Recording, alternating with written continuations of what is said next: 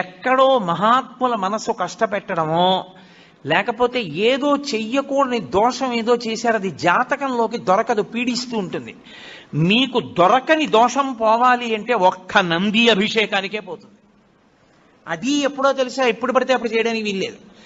త్రయోదశి నాటి సాయంకాలం శివాలయంలో శివలింగానికి పొద్దున్న అభిషేకం అయిపోతుంది కాబట్టి అలంకారం చేసేసి రుద్రాధ్యాయంతో నందీశ్వరుడికి అభిషేకం చేస్తారు.